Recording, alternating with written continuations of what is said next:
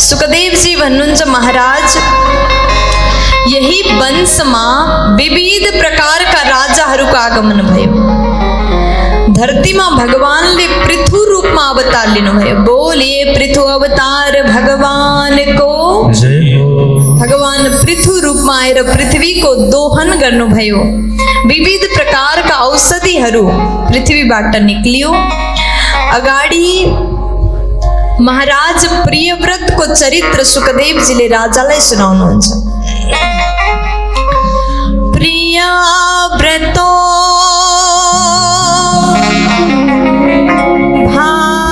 भागवता आत्मरामः कथं मुने गृहे रमतयन्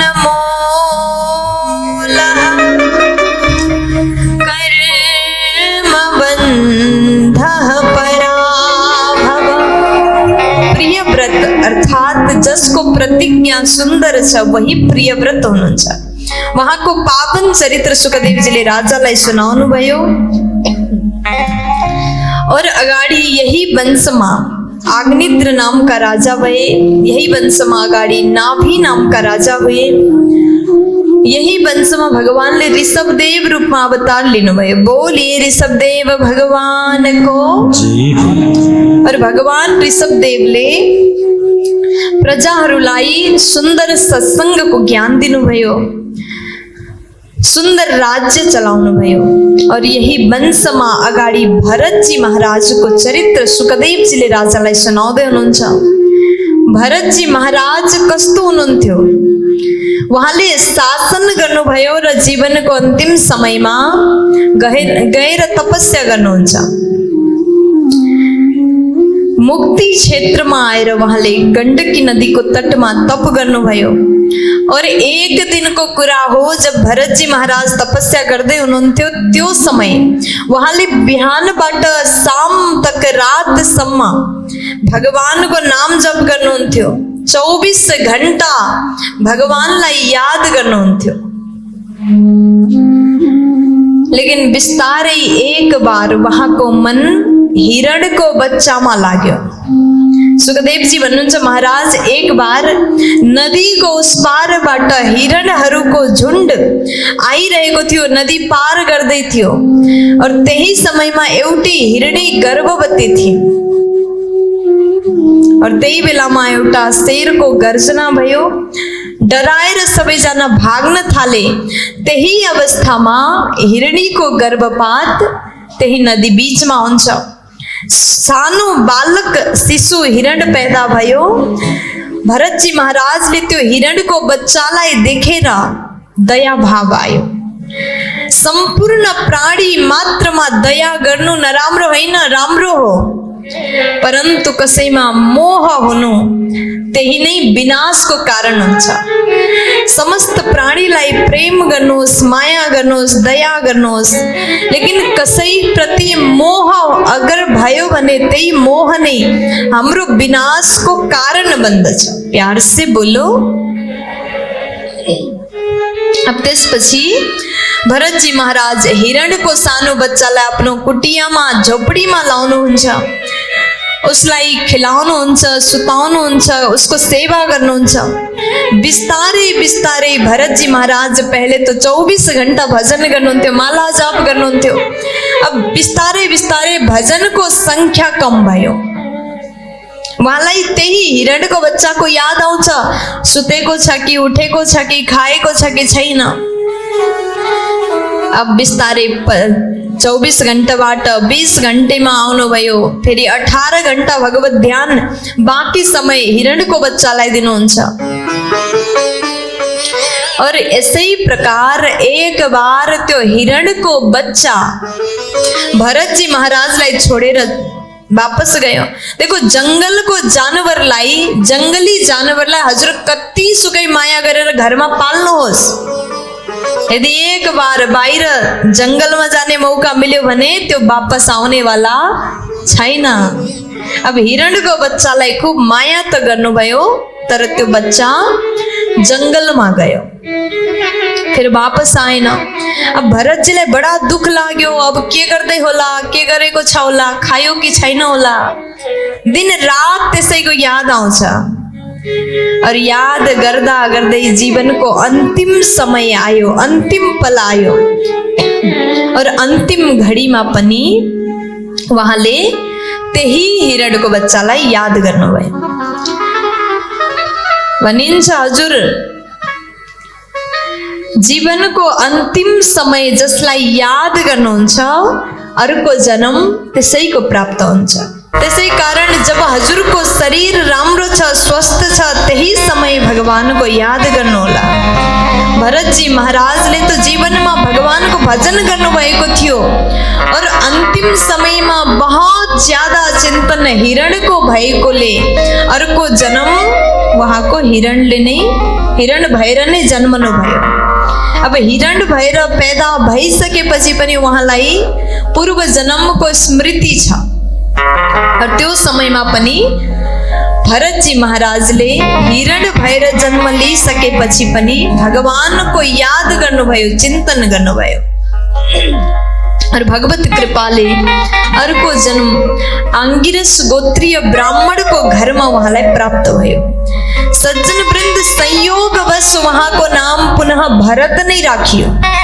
अब भरत जी महाराज यो जन्ममा यस्तो हुनुहुन्छ, उहाँले सोच्नु भयो, विचार गर्नुभयो, मैले आफ्नो अनमोल मानव तनलाई यूं ही बर्बाद गर्दिए और जसको फल स्वरूप म हिरण बने और भगवान को कृपाले अहिले त म मनुष्य बनेको छु और यो जन्म पनि ऐसे ही बर्बाद मैले गरे भने फेरि भगवत प्राप्ति कसरी होला। भरतजीले संकल्प गर्नुभयो, चाहे जेसुकै होस् यो जन्ममा म कसैसँग बोल्दिन, कसैको कुरा गर्दिन। अब भरतजी बिहानदेखि रातसम्म 24 घण्टे वहाँ भगवानको नाम जप गर्नुहुन्छ। भगवत नाम जाप गर्दै त्यही नाममा झुम्नुहुन्छ, रम्नुहुन्छ। भरतजीले संकल्प गर्नुभयो, कसैसँग कुरा गर्दिन, कसैको कुरा काट्दिन। और भरत जी का पिताजी ज्ञानी हुनुहुन्थ्यो। उहाँले आफ्नो छोरालाई बोलाउनु भयो, बेटा यहाँ आएर गायत्री मन्त्र पढाउनुहुन्छ। भरत जी सब जान्नुहुन्छ, त्यही पनि भरत जी महाराज नजानेको जस्तो गर्नुहुन्छ। पिताजी भन्नुहुन्छ, बेटा यो तो पढा। भरत जी भन्नुहुन्छ, आउँदैन। जानेर पनि अन्जान जस्तो व्यवहार गर्नुहुन्छ। अब पिताजीले भन्नुहुन्छ, यो कस्तो मान्छे छ, जड समान छ, त्यसै कारण यसलाई जड भरत भन्न पिताजीले सुरु गर्नुभयो। पिताजी भन्नुहुन्छ, तिमी जड समान छौ, अब जड भरत भन्नुभयो। त्यो सुनेर पुरा गाउँले पनि जड भरत भन्न थाले। अब जड भरत जीलाई सबले ऐसे फाल्तु मानेर आफ्नो काम गराउँथे। यो काम गर्दै जड भरत, त्यो काम गर्दै जड भरत। तर उहाँ सबैको काम गर्दिनुहुन्थ्यो, तर मन भगवानमा लगाउनुहुन्थ्यो। और एक दिन के भयो, उहाँको पिताजी भगवत धाम जानुभयो। तत्पश्चात अब जड भरत जी महाराज भजन गर्नुहुन्छ, घरमा बस्नुहुन्छ। अब एक दिन भाउजू भन्नुहुन्छ कि हजुर केही काम गर्नुहुन्न देवर,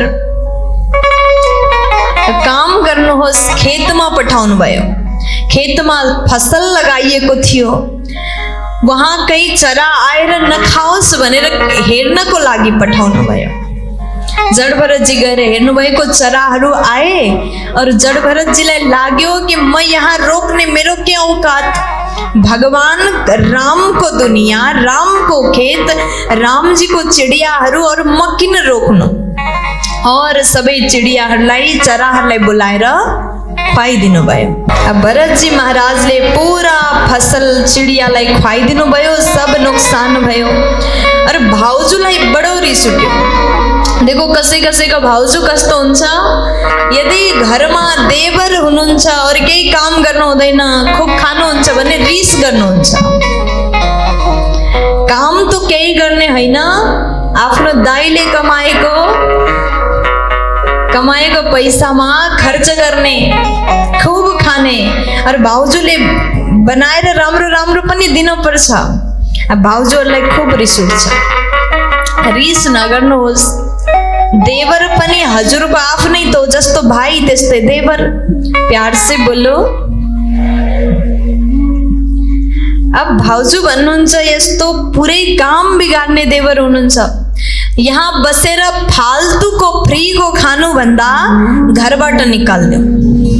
अब दाइले जब सुन्नुभयो, आफ्नो पत्नीले भन्नुभयो कि देवरलाई बाहिर निकाल्दिनु घरबाट। अब पति पनि के गर्नु, जब पत्नीले भनिसकेपछि त मान्न पर्यो, निकाल दिए। भरतजी महाराज चुपचाप घरबाट निक्लिएर जानुभयो। अब हिँडिराख्नु भएको थियो, त्यही समयमा भद्रकाली माताको मन्दिरमा बलि चढाउनको लागि दुष्ट भीलहरूले भरतजीलाई समातेर लगे। माता रानीको मन्दिरको सामने वहाँको गर्दन काट्न थाले, हातमा तलवार लिएर। जब गर्दनमा त्यो तलवार राख्दछन्, माँ जगदम्बा भद्रकाली प्रकट हुनुहुन्छ। बोलिए भद्रकाली माई को। और हातमा तलवार लिएर दुष्टको संहार गर्नुहुन्छ। भरतजी मैयालाई प्रणाम गरेर वहाँबाट अगाडि जानुभयो। तत्पश्चात राजा रहुगणको सवारी आइरहेको थियो। पालकीमा बसेर महाराज रहुगण सवार हुनुहुँदै थियो। 4 जना पालकी उठाउने कहारहरूले आफ्नो कन्दामा पालकीलाई उठाएका थिए। त्यतिकैमा एउटा व्यक्ति बिमार भयो। तत्पश्चात राजा भन्नुहुन्छ, यो राज्यमा जो कोही देखिन्छ उसलाई समातेर ल्याऊ। अब राजा रहुगणको आदेशलाई पाएर ती व्यक्तिहरू मान्छे खोज्न थाले। भरतजी महाराज मोटो घाटो जाँदै हुनुहुन्थ्यो, उहाँलाई समातेर ल्याए और उहाँको कन्दामा पालकी उठाइदिए, रखदिए। भरतजी महाराजले यो जन्ममा संकल्प गर्नुभएको थियो, चाहे जेसुकै होस्, जति कष्ट आए पनि आओस्, मद्वारा कसैलाई पनि नोक्सान नहोस्। एउटा आफ्नो चरणबाट एउटा सानो जीवको पनि हत्या नहोस्।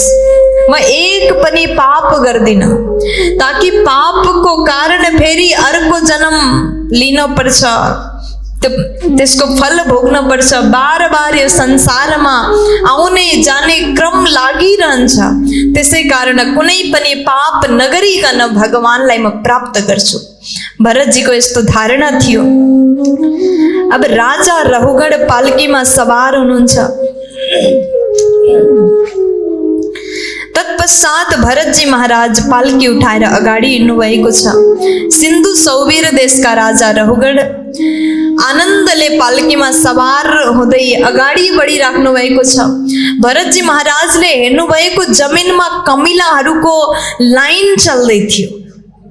भरतजीले विचार गर्नुभयो, यदि मेरो चरणले कुचलियो भने यिनीहरूको वध हुन्छ, मृत्यु हुन्छ।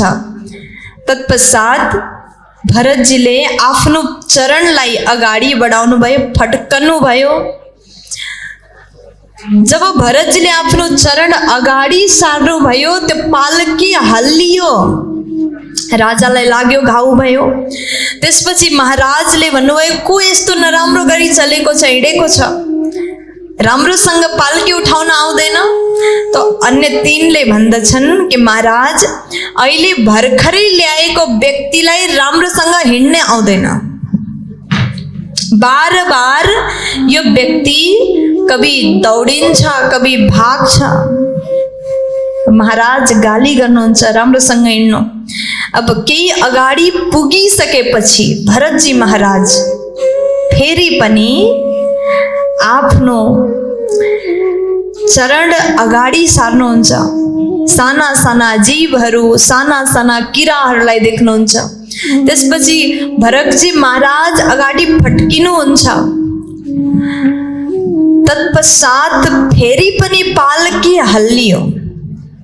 राजालाई और ठुलो घाउ भयो, चोट लाग्यो।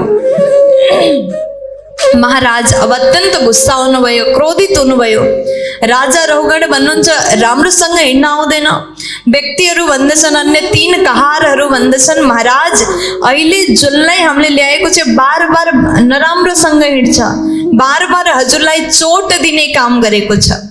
राजा भन्नुहुन्छ, हेर्दा त दुब्लो पतलो छ, खाँदैन होला बिचरा, शरीर पनि पातलो छ, म तिम्रो चिकित्सा गर्छु, ट्रिटमेन्ट गर्छु, उपचार गर्छु।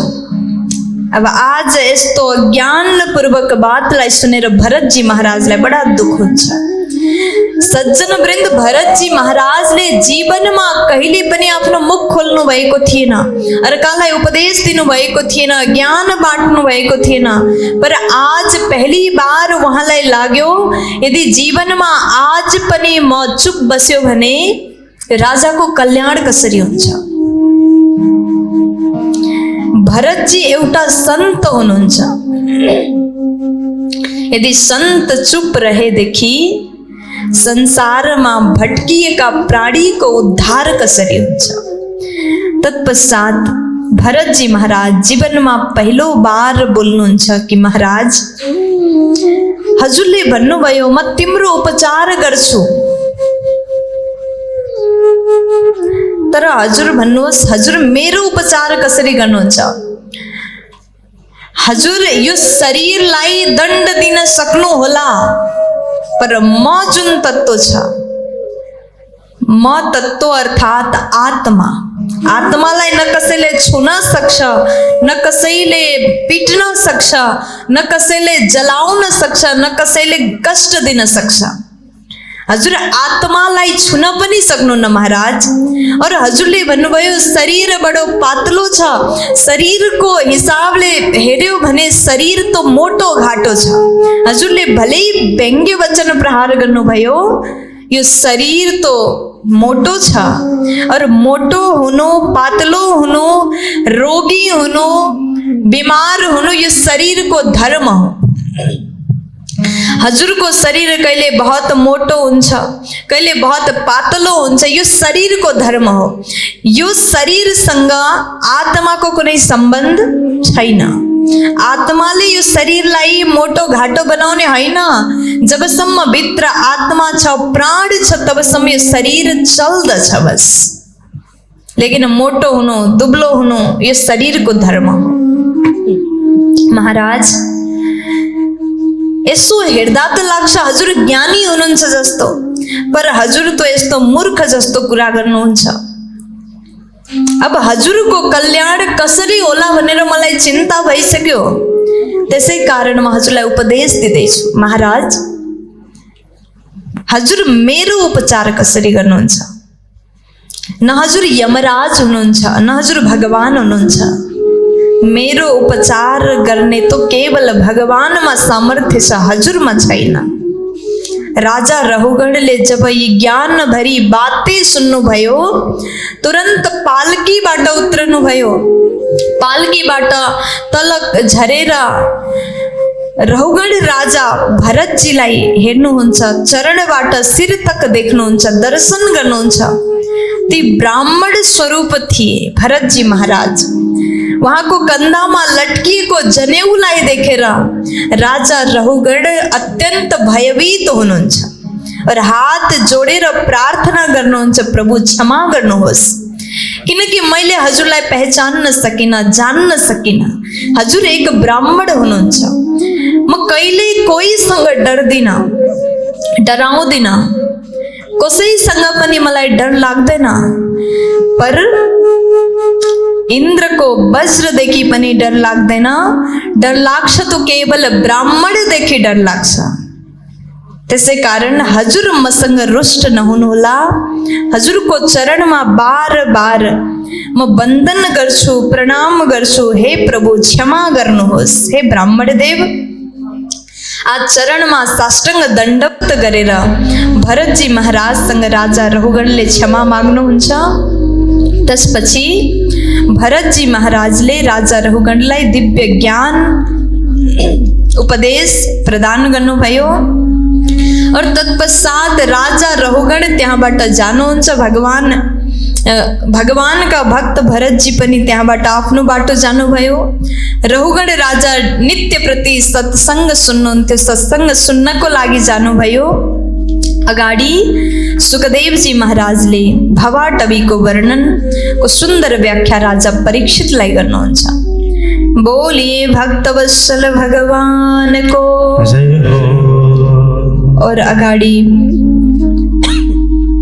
नरकको बारेमा वर्णन सुखदेवजीले राजालाई सुनाउनुहुन्छ। सुखदेवजी भन्नुहुन्छ, महाराज जो व्यक्ति पाप गर्दछ त्यसले नरक जानुपर्छ। अब नरक शब्द सुन्ने बित्तिकै राजा परीक्षितलाई डर लाग्यो। राजा भन्नुहुन्छ, प्रभु बताउनुहोस् कस्तो हुन्छ नरक, नरक भनेको के हो? सुन्ने बित्तिकै राजा परीक्षितलाई सुखदेवजी भन्नुहुन्छ, महाराज 7वटा द्वीप हुन्छ और हामी जहाँ बस्दछौँ नि, जहाँ बसेका छौँ यो हो कर्म भूमि। यहाँ हामीले कर्म गर्छौँ और यसको फल हामीलाई पछि मिल्छ। यो संसारलाई छोडेर गइसकेपछि कर्मको फल हामीहरूलाई प्राप्त हुन्छ और हजुरले जस्तो कर्म गर्नुभएको छ त्यस्तै फल हजुरलाई मिल्छ। यदि हजुरले आमको पेडलाई रोप्नु भएको छ भने आम नै हजुरले खान सक्नुहुन्छ। यदि हजुरले काँटा लगाउनु भएको छ भने हजुरलाई फल मिल्ने वाला छैन, काँटा नै प्राप्त हुन्छ। प्यार से बोलो, थोड़ा जोर से बोलो ना, मुस्कुरा करके बोल दीजिए ना। सुखदेव जी भन्नुहुन्छ, महाराज यो हो कर्म भूमि। यहाँ गरेको कर्मको फल मरेपछि हामीलाई प्राप्त हुन्छ।